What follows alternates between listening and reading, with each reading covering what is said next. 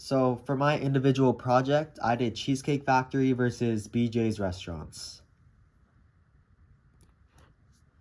And why I chose my companies, first of all, I chose Cheesecake because it's one of my favorite restaurants and they're located in pretty much all the major centers around me, from Fashion Island to Irvine Spectrum. They say there's a Cheesecake in so many so many like major centers that I live by, and also I wanted to research them because they have such a diverse menu from their food to their different desserts that I thought it was interesting to see how they're able to juggle all of this diversity versus like a traditional like a burger joint where they only serve like certain items, or a donut shop where it's not much variety, right? You know what you're gonna get.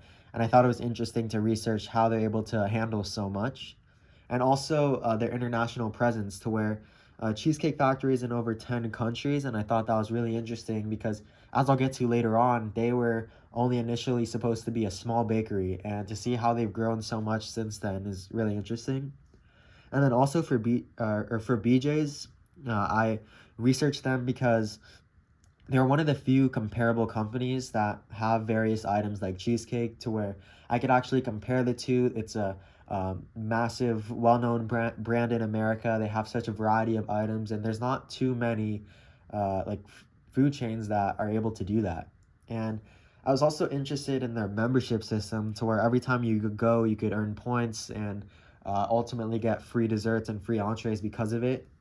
And I found that pretty interesting because the place where I work at, which is like a boba dessert shop, also has a similar.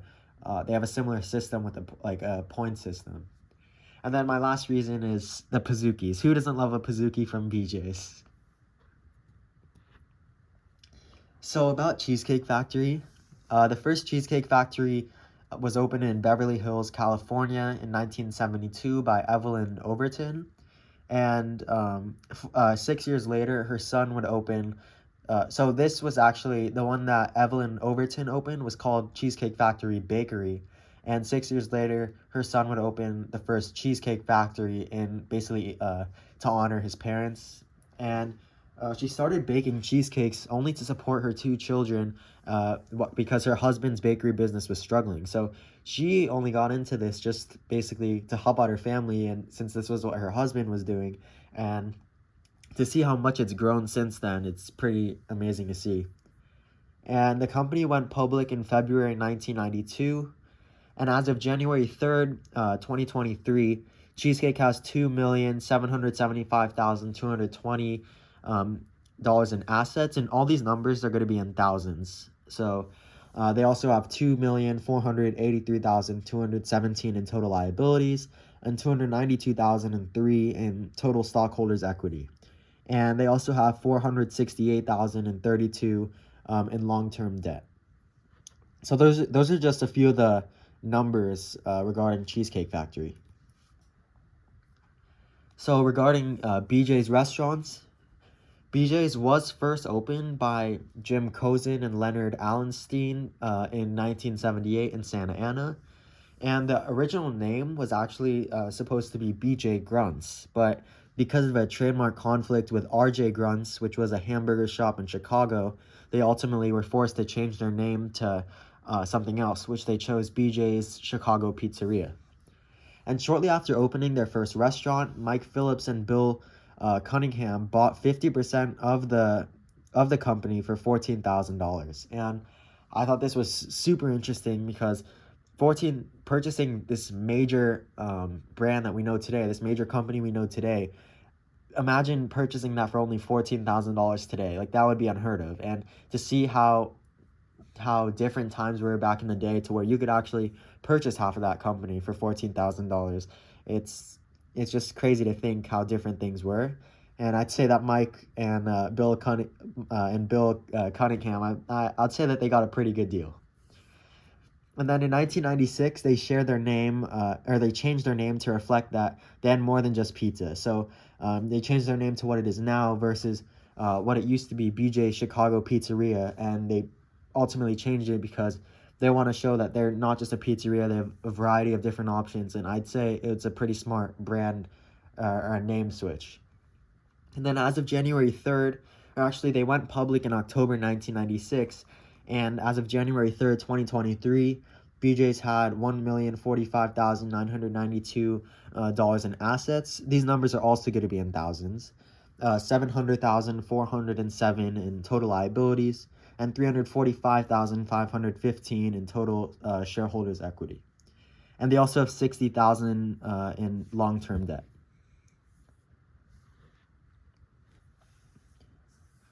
And the common size financial statements for Cheesecake.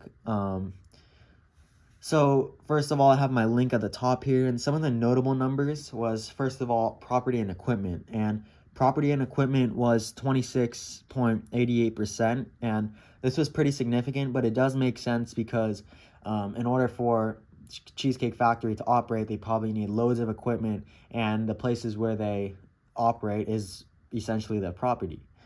And it also makes sense that they have high operating lease assets which is 45.73, and that's because, let's take the Irvine Spectrum for example, where they have a store there, and it would make sense that they'd have to essentially rent that space, rent that building in order to operate, which is where they get their operating lease assets, and also why they have a high operating lease liability.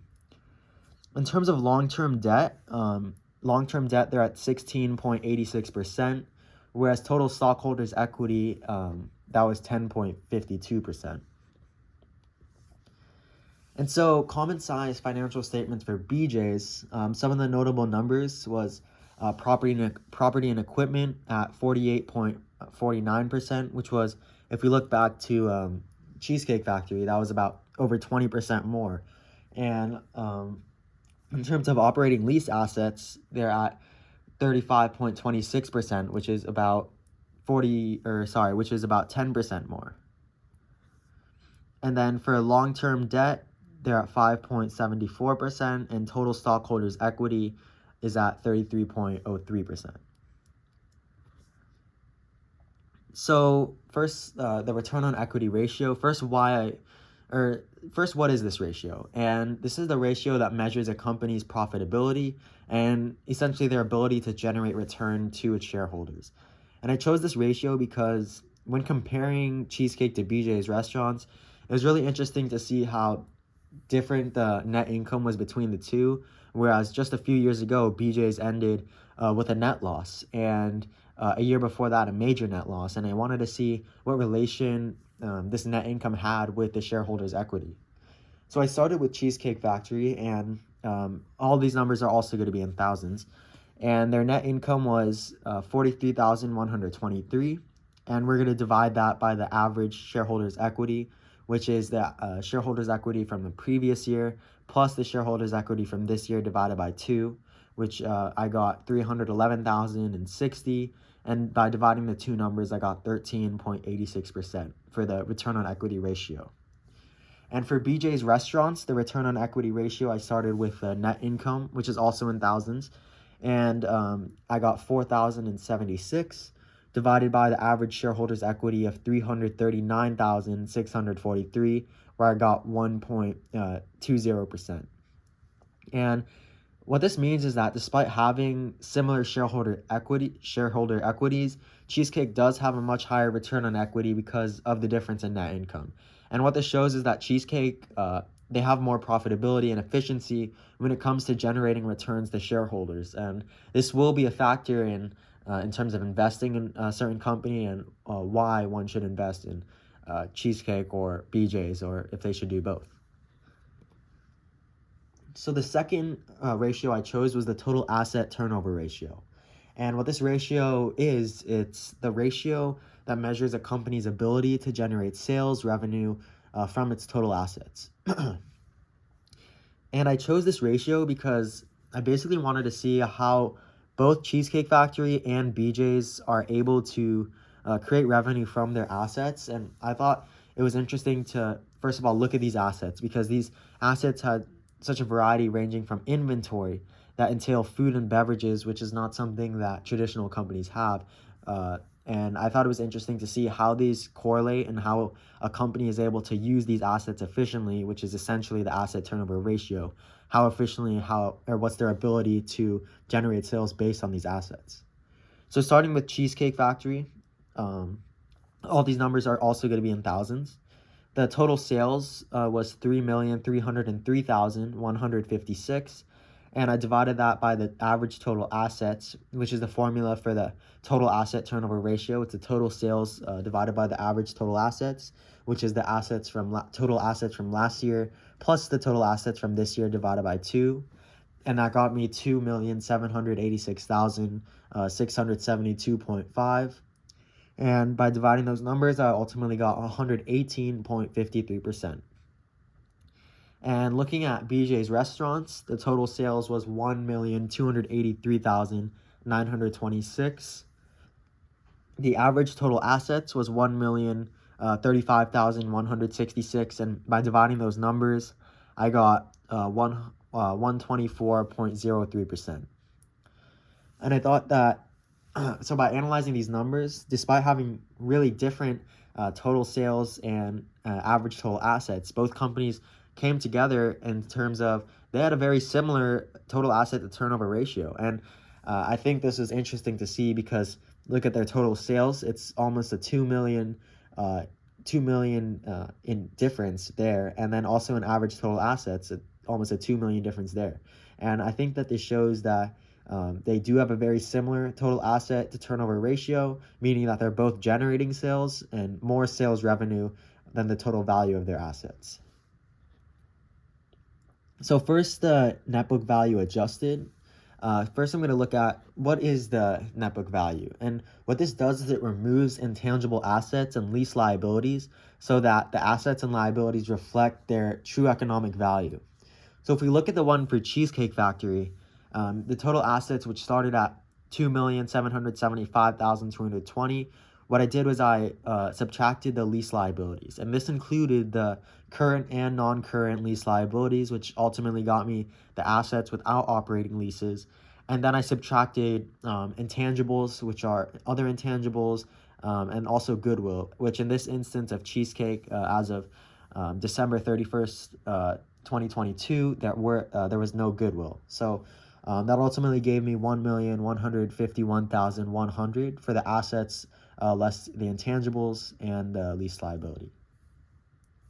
For the total liabilities for Cheesecake of this year, first we started with a 2,483,217, and then I subtracted the lease liabilities, the non-current and the current, which gave me 1,110,621.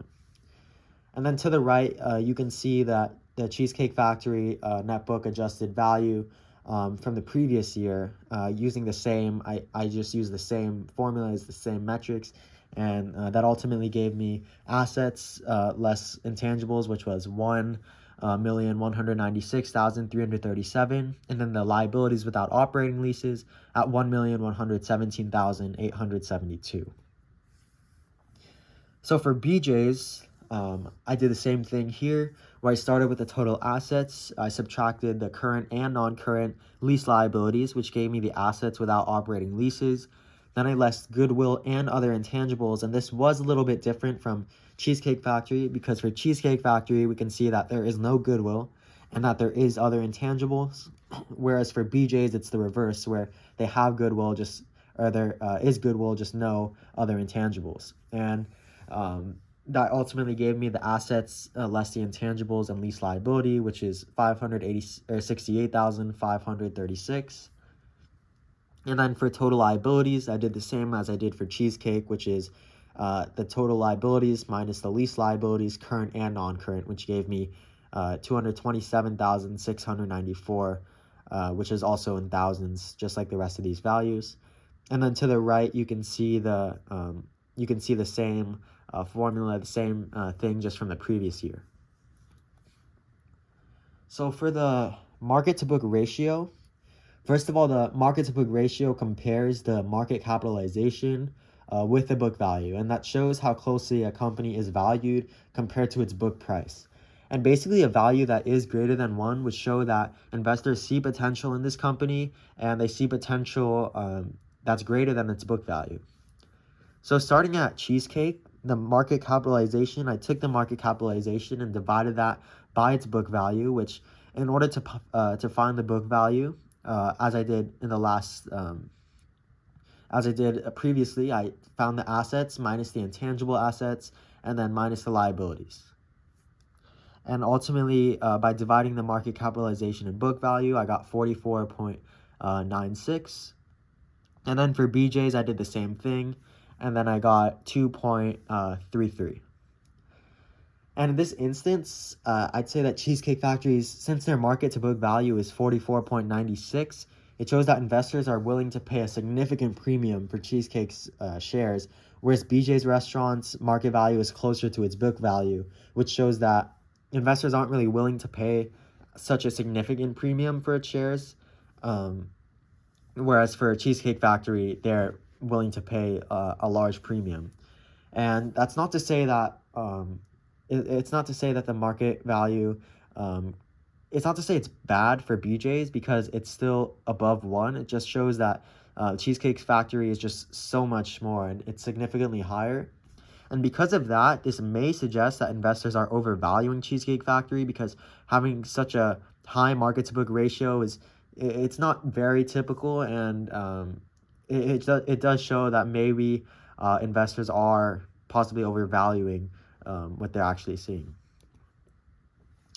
And in conclusion, I'd say if investing in one company, I would recommend investing in Cheesecake. And this is because Cheesecake Factory has a greater ability to generate returns for its investors, and this was shown by the return on equity ratio. And then based on the market to book ratio, it showed that investors see more potential and growth in Cheesecake Factory, and that they're willing to, and they see Cheesecake Factory and are willing to pay a premium for its shares. And I'd say another big factor I looked at was Cheesecake Factory is more reliable. And why I say this is because they're already expanding globally. They're in 10 plus countries around the world. And I think that this is only expanding, whereas BJ's is only in America. BJ's restaurants are only in America.